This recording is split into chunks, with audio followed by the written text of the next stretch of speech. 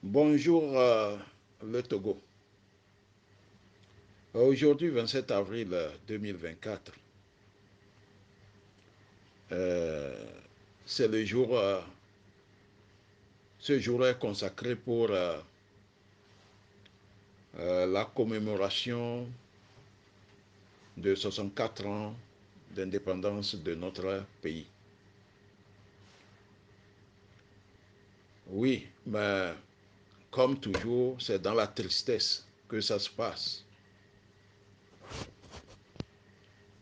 Et je voudrais saluer la sortie importantissime de M. Ferdinand Haïté.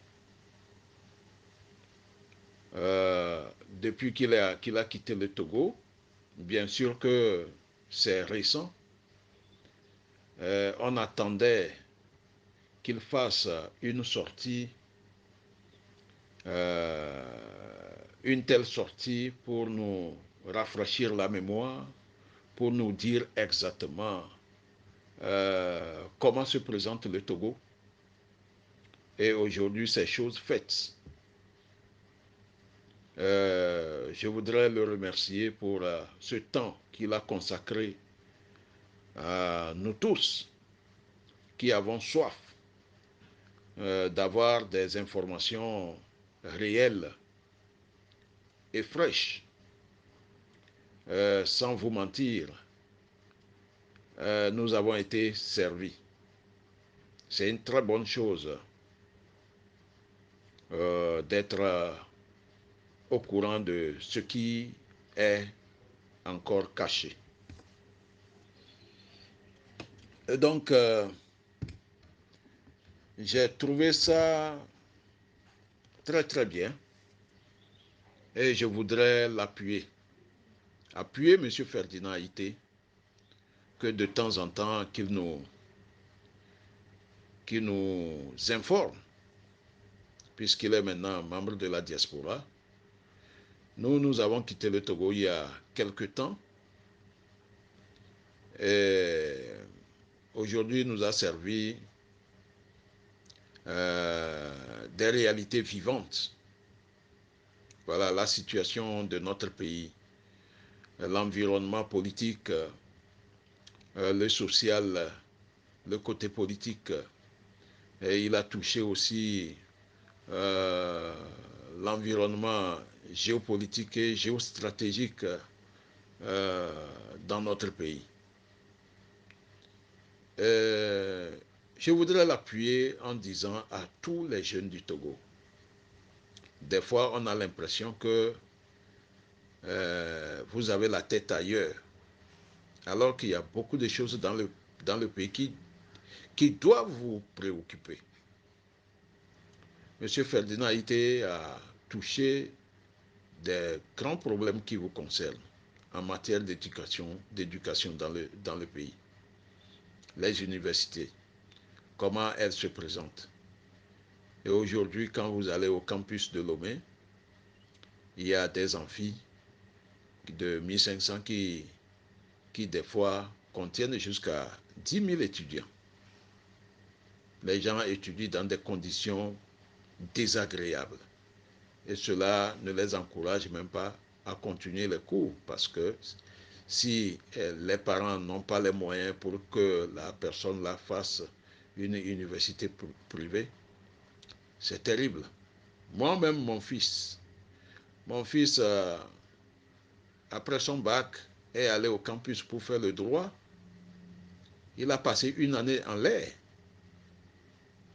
Il m'a dit, papa, il faut se réveiller à 3 heures du matin pour aller gagner une place.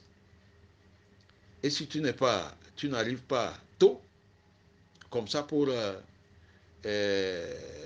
garder une place, mais tu vas te retrouver à la fenêtre ou bien à même le sol pour prendre les cours. Mais il a passé une année comme ça, en l'air. Donc, c'est très important que les jeunes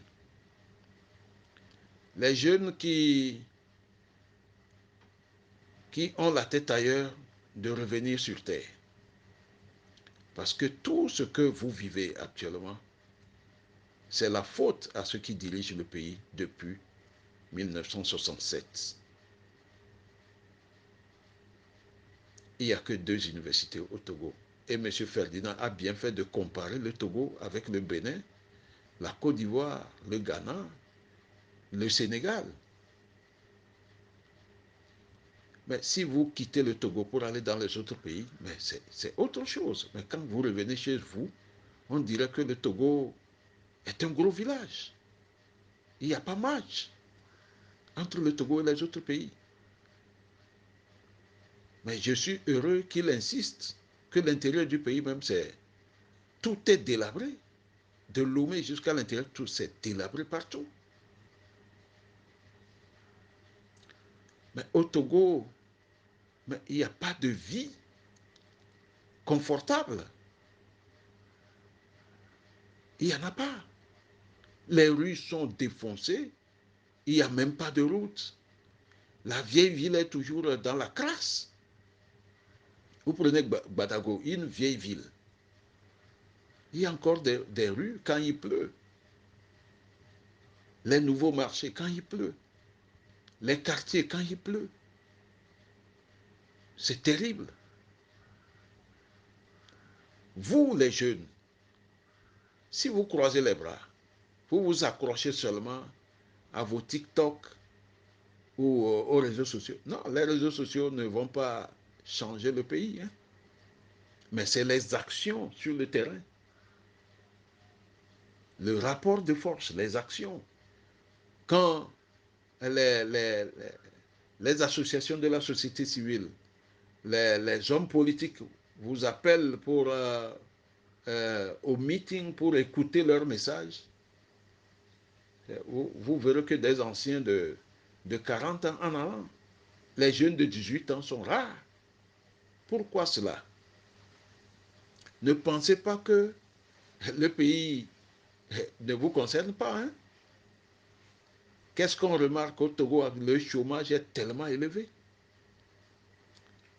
Et moi, je suis persuadé que c'est à cause du chômage qui est élevé, le travail est rare, que les jeunes accourent vers le RPT Unir pour arborer leur tenue, se faire remarquer, pour euh, prétendre réussir à un concours ou avoir un travail. Quand vous sortez du campus, le travail qui vous attend, c'est le taxi-moto. Prenez conscience, chers jeunes. Nous sommes déjà à un âge, nous sommes déjà pratiquement vers, nous entamons la vieillesse, hein? Mais vous, les jeunes de 20 ans, de 18 ans, de 25 ans, si vous ne vous occupez pas de la politique, mais souffrez que c'est la politique qui décide tout pour vous. Et aujourd'hui, comme je l'avais dit dans un vocal, le Togo n'attire pas. Avec ce régime actuel, le Togo n'attire personne. Le Togo n'attire pas les grosses firmes, les grandes compagnies. Le Togo n'attire pas de gros investisseurs. Quand vous voyez sur le plan touristique, mais tout est à l'abandon. Pourquoi? Pourquoi c'est à l'abandon? C'est à cause du système politique qui est là, qui fait que personne ne s'occupe de nous, personne ne nous aide, personne n'aide le Togo. Avant, dans le tourisme, les Allemands faisaient beaucoup. Mais depuis que le régime ne veut pas se démocratiser, le régime fait tout pour garder le pouvoir par la force. Donc cela chasse les bonnes volontés qui voudraient même soutenir le Togo sur le plan économique. J'en ai déjà parlé en long et en large. Les endroits paradisiaques au Togo, C'est resté comme ça. Il n'y a rien. L'hôtel de la Paix, l'hôtel Tropicana a disparu. Le côté tourisme, c'est nul au Togo.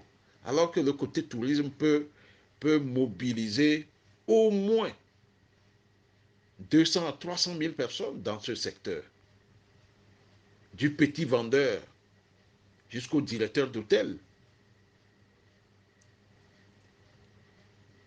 Mais au Togo, tout est mort à cause de certaines personnes qui refusent que notre pays soit un pays où l'alternance soit intervienne de temps en temps. Et lorsqu'il y a alternance, c'est de nouvelles énergies. Celui qui dirige le pays, le Togo, là, demandez-lui, posez-lui la question. Les richesses du Togo, là, ça va où? Ça va où?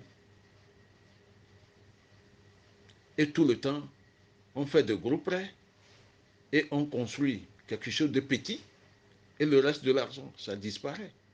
Mais tout ça, là, ça pénalise. C'est vous les jeunes que ça pénalise. Ça vous pénalise sur tous les plans. Actuellement, c'est ce que nous remarquons. Tous les jeunes cherchent à quitter le Togo. Faites un peu d'effort. Faites un peu d'effort. Du bruit. Des rassemblements. Les enseignements à caractère politique, de mobilisation. C'est ce dont vous avez besoin. Rapidement, au lieu de penser toujours à quitter le pays.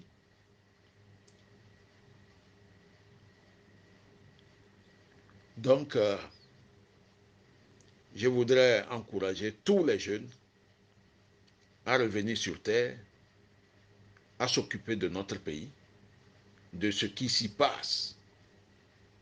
Il faut qu'on ouvre les yeux et que le Togo revienne à tous les Togolais et que les richesses du pays profitent à tous les Togolais. Pour cela, on a besoin de nouvelles personnes pour diriger notre pays. Mettons nos énergies dans cela. Cultivons la solidarité entre nous. Cultivons la solidarité entre nous pour que dans un avenir proche, le Togo puisse amorcer son développement. Je vous remercie.